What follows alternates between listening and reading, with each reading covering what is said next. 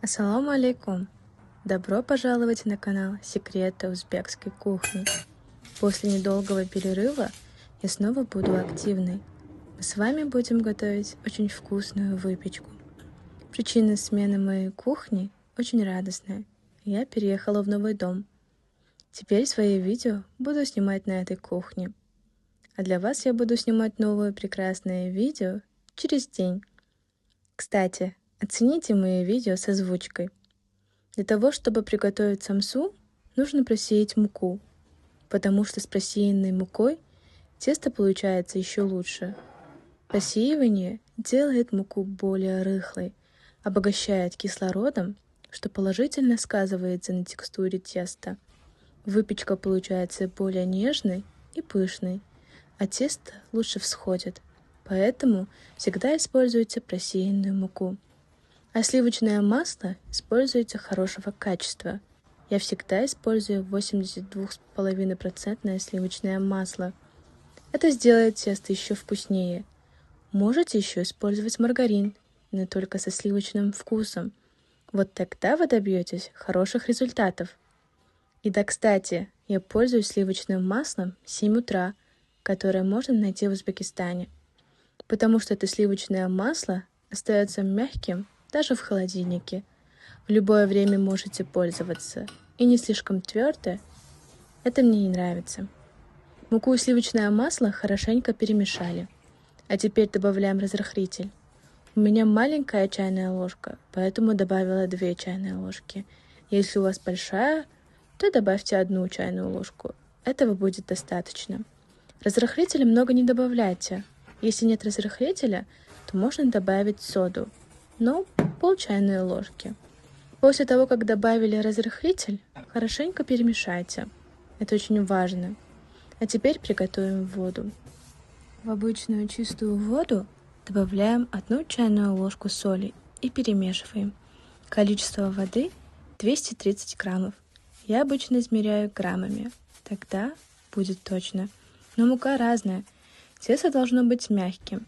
Если у вас тесто стало тугим, то добавьте еще воды. Соль в воде растворяем, а потом уже добавляем к массе. Тесто должно замесить мягким. Данное тесто нельзя долго вымешивать, но тесто должно быть гладким, поэтому вымешивать долго не нужно. После того, как приготовили тесто, оставляем при комнатной температуре на 30 минут. Как минимум 30 минут. Вот тогда тесто будет хорошо раскатываться. А теперь приготовим начинку.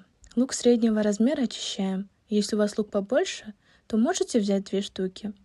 Но вы не волнуйтесь, что луков много, потому что если лука будет больше, чем фарша, самса будет сочнее. Лук можете мелко порубить, но я натерла через терку. Это очень легкий и быстрый способ. Если после того, как натерли лук через терку, воды будет много, можно немного убрать. Иногда лук бывает очень водянистым. Вместо фарша можно использовать мясо. Для этого нужно мелко порубить его. Для фарша нам понадобится лук, соль, измельченная зира, паприка и немножко подсолнечного масла. Тогда самса будет еще сочнее. Количество масла 40 граммов. Приправы можете выбрать на свой вкус. Хорошенько перемешиваем. Начинку можете поставить в холодильник. А теперь самое важное. Начнем раскатывать тесто. Раскатывайте тесто, припыляя мукой. Наше тесто отдохнуло, и теперь разделим его на кусочки. Я разделила тесто на 4 равные куски. Каждый кусочек теста нужно взвесить с помощью весов. Я всегда взвешиваю тесто, потому что тогда самсушки получатся одинаковыми, ровными и красивыми. После того, как разделили тесто, оставляем еще на 10 минут отдохнуть. Тогда тесто будет раскатываться легче.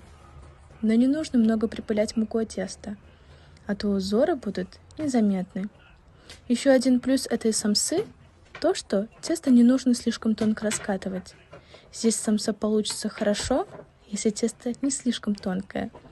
А если раскатывать слишком тонко, то получится не очень красиво.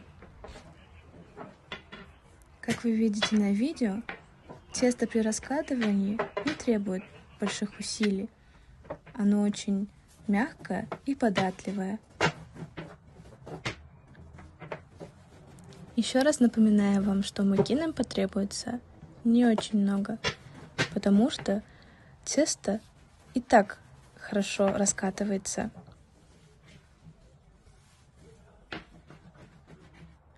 После того, как раскатали тесто, нужно закрутить на скалку и с двух сторон подвести тесто немножко ближе к центру и защемляем его.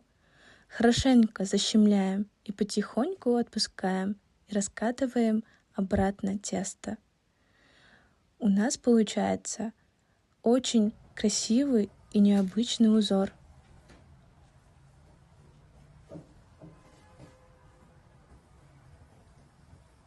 А теперь начинку разделяем на 4 части и одну часть выкладываем на тесто и заворачиваем его.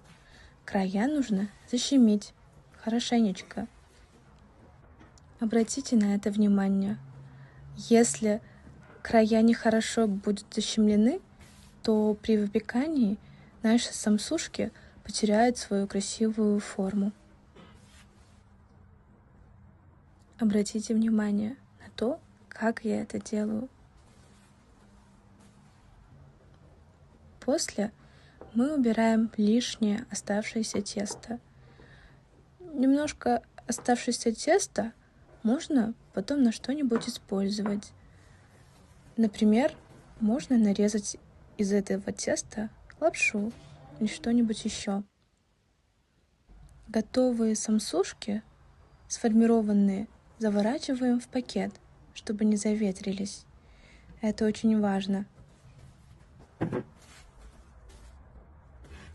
После того, как мы сформировали все самсушки, на лист от духовки стелим пергаментную бумагу и выкладываем наши готовые красивые самсушки. Кстати, есть один очень хороший лайфхак. Для того, чтобы пекарская бумага не скользила по листу, можете немножко намочить духовой лист, и тогда ваша пергаментная бумага не будет скользить. После того, как мы выкладываем самсу, еще раз защемите концы самсушек. Это очень важно. Обратите на это внимание, чтобы наша самса оставалась красивой и сочной. Это поможет не вытечь соку из самсы. Берем 2 яйца, отделяем белки от желтков и желтки намазываем сверху наших красивых самсушек. Ставим наши самсушки в разогретую при 200 градусах духовку на 25-30 минут. У меня все это заняло 27 минут.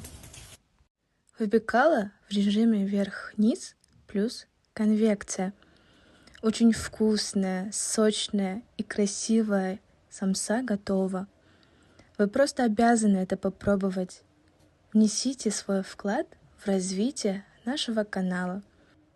Я жду от вас комментарии по поводу видео в новом формате. Вам нравятся такие видео? Как вы думаете? Оставьте комментарии под видео и ставьте лайки.